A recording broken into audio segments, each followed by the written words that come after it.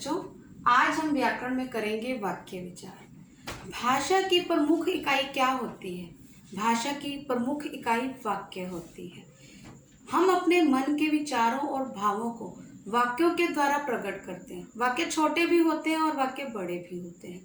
दोनों प्रकार के वाक्य होते हैं। हम एक उदाहरण लेते हैं, जैसे मैं एक सेंटेंस बोल रही हूँ, डंडा लेकर माताजी दौड़ी बिल्ली के पीछे। तो ये जो है ये सिर्फ शब्दों का समूह है। ये किसका समूह है? शब्दों का समूह। अगर हम इसको बोलें कि माता जी बिल्ली के पीछे डंडा लेकर दौड़ी, तो ये हमारा एक पूर्ण वाक्य हुआ, यानी ये एक स्वतंत्र वाक्य है। अगर हम इसको देखें तो ये निश्चित क्रम में बोला गया है। क्या है ये? निश्चित क्रम में बोला गया। तो आज हम जो कर रहे हैं, हमारा जो व्याकरण का विषय है वो है वाक्य विचार। वाक्य किसे कहते हैं? शब्दों के सार्थक एवं व्यवस्थित समूह को वाक्य कहा जाता है। शब्दों के सार्थक एवं व्यवस्थित समूह को वाक्य कहते हैं। शब्द जब वाक्य में प्रयुक्त होते हैं, शब्द जब वाक्य में प्रयुक्त होते हैं तो वे पद बन जाते हैं। उन्हें हम क्या कहते हैं? पद कहते हैं। अब हमारे पास क्वेश्चन आता है कि वाक्य के कितने अंग होते हैं? वाक्य के 2 अंग होते हैं। कौन कौन से? एक उद्देश्य और एक विधेय। वाक्य के 2 अंग होते हैं, एक उद्देश्य और एक विधेय। अब उद्देश्य क्या होता है और एक विधेय क्या होता है? जैसे मैं एक सेंटेंस बोल रही हूँ, यानी एक वाक्य बोल रही हूँ कि हरि पुस्तक पढ़ रहा है। हरि पुस्तक पढ़ रहा है। अब इसमें किसके बारे में बताया जा रहा है? इसमें हरि के बारे में बताया जा रहा है। और वो क्या कर रहा है? वो पुस्तक पढ़ रहा है। तो यहाँ पर हमारा कर्ता यानी जो मेन है वो उपवाक्य, यानी जो वहां का इस वाक्य के बीच में हमें मेन किसके बारे में बताया गया है? हरि के बारे में बताया गया है। तो हमारा जो यहाँ पर जिसके बारे में जब कुछ कहा जाता है, जिसके बारे में कुछ विशेष रूप से कहा जाता है, वो क्या होता है? उद्देश्य होता है। क्या होता है वो? उद्देश्य। जिसके बारे में हम कुछ कहते हैं, यानी यहाँ पर इस वाक्य में मैं किसके बारे में कह रही हूँ? हरि के बारे में, कि हरि पुस्तक पढ़ रहा है। तो हरि क्या हुआ? उद्देश्य हुआ। उसके बाद पुस्तक पढ़ रहा है, तो जो पुस्तक पढ़ रहा है वो विधेय होता है। उद्देश्य के बारे में जब कुछ कहा जाता है, यानी उद्देश्य के विषय में हम जब कुछ कहते हैं तो वो विधेय माना जाता है। उद्देश्य के विषय में जब कुछ कहा जाए तो वो विधेय कहलाता है। तो यानी हरि पुस्तक पढ़ रहा है, हरि क्या हुआ? उद्देश्य हुआ, और पुस्तक पढ़ रहा है विधेय। अब उद्देश्य और विधेय, जरूरी नहीं है कि उद्देश्य हमारा एक शब्द का ही होगा, एक से अधिक शब्दों का भी हमारा उद्देश्य हो सकता है।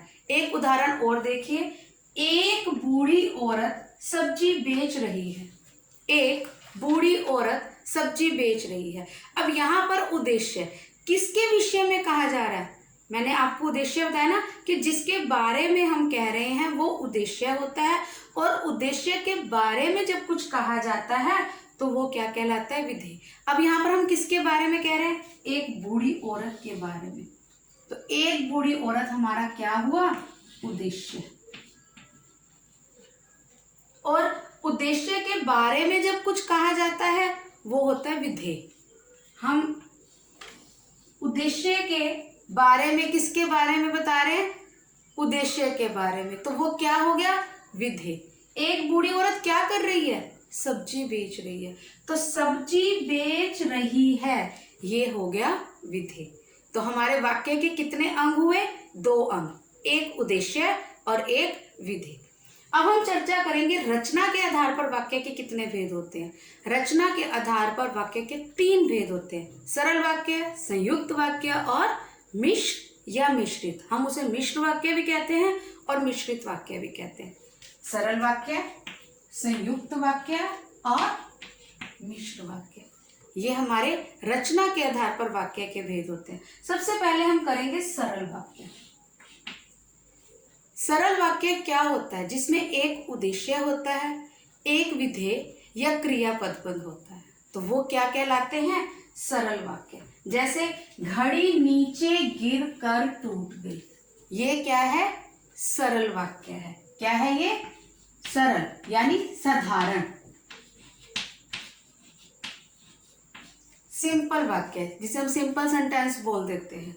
उसके बाद हमारा आता है संयुक्त वाक्य। संयुक्त वाक्य क्या होते हैं? जब दो या दो से अधिक सरल वाक्य, जब दो या दो से अधिक सरल वाक्य और, तथा, या समुच्चय बोधक, यानी ये जो समुच्चय बोधक अवयव होते हैं के द्वारा जुड़े जाते हैं, उन्हें हम क्या कहते हैं? संयुक्त वाक्य। क्या कहते हैं?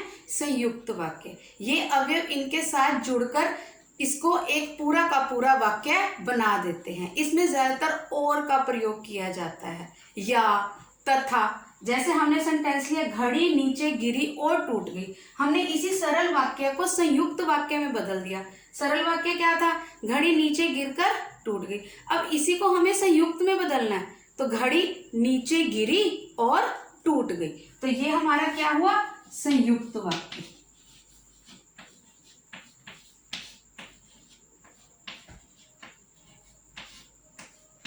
ये हमारा कौन सा वाक्य हो गया? संयुक्त वाक्य। अब हमने कर लिया सरल वाक्य, संयुक्त वाक्य। उसके बाद हमारा आता है मिश्र या मिश्रित वाक्य। मिश्र या मिश्रित वाक्य, एक ही बात है, चाहे मिश्र लिखो उसे, चाहे मिश्रित वाक्य। अब इसके अंदर क्या होता है? इसमें एक मुख्य या प्रधान उपवाक्य होता है। इसमें एक मुख्य या प्रधान उपवाक्य होता है और अन्य उपवाक्य उस पर आश्रित होते हैं। जो अन्य उपवाक्य होते हैं वो उसी के ऊपर, प्रधान उपवाक्य के ऊपर आश्रित होते हैं। ठीक है, तो अब हम क्या करेंगे? घड़ी नीचे गिरकर टूट गई, हमने ये सरल वाक्य किया, इसी को हमने संयुक्त में कर दिया, यानी दो को आपस में, दो या दो से अधिक, हमने उसको जोड़ दिया, समुच्चय बोधक अवयव में जोड़ दिया, जिसमें या आता है, और आता है, अथवा आता है। ये हमारे क्या है? संयुक्त वाक्य। घड़ी नीचे गिरी और टूट गई।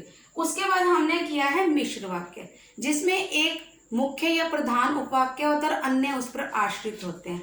इसमें जो आश्रित उपवाक्य होते हैं वो योजक चिन्हों जैसे, वैसे, इसलिए, कि, इनका इसमें प्रयोग किया जाता है। इसके द्वारा ये पहचान की जाती है इसकी, और इनके द्वारा ही मिश्रित वाक्य बनाया जाता है। घड़ी जैसे ही नीचे गिरी वैसे ही टूट गई।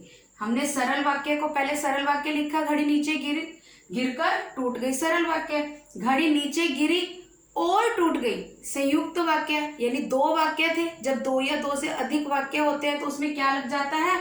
और, तथा, या, ये हमारे बीच में जुड़ जाते हैं। और अब हमें इसको मिश्रित में ही बदलना है, तो घड़ी जैसे ही नीचे गिरी। अब इसमें प्रधान उपवाक्य क्या है? किसके बारे में हमें बताया जा रहा है? हमें घड़ी के बारे में बताया कि घड़ी नीचे गिरी और टूट गई, तो इसको मिश्रित वाक्य में कैसे बदलेंगे? घड़ी जैसे ही नीचे गिरी वैसे ही टूट गई। अब एक उदाहरण और लेते हैं। सबसे पहले सरल वाक्य, बारिश में मोर नाचता है। अब हमें इसी को संयुक्त में बदलना है, तो कैसे बदलेंगे हम? अब हमें इसको और में, यानी दो हमें वाक्य बनाने हैं। दो, बारिश हुई और मोर नाचने लगा, तो ये हमारा क्या बन गया? संयुक्त वाक्य। हमने दो को जोड़ा तो बीच में क्या हुआ? और, बारिश हुई और मोर नाचने लगा। अब हमें इसको मिश्रित में लेके आना है, तो कैसे करेंगे हम? जैसे ही बारिश हुई मोर नाचने लगा, जैसे ही बारिश हुई मोर नाचने लगा। तो रचना के आधार पर वाक्य के कितने भेद हो गए? 3 भेद, सरल वाक्य, संयुक्त वाक्य और मिश्रित वाक्य। आज हमने क्या किया है? वाक्य विचार। वाक्य किसे कहते हैं? शब्दों के सार्थक एवं व्यवस्थित समूह को हम क्या कहते हैं? वाक्य कहते हैं। वाक्य के अंग कितने होते हैं? वाक्य के 2 अंग होते हैं, एक उद्देश्य और एक विधि। रचना के आधार पर वाक्य के 3 अंग होते हैं, सरल वाक्य, संयुक्त वाक्य और मिश्रित वाक्य। धन्यवाद।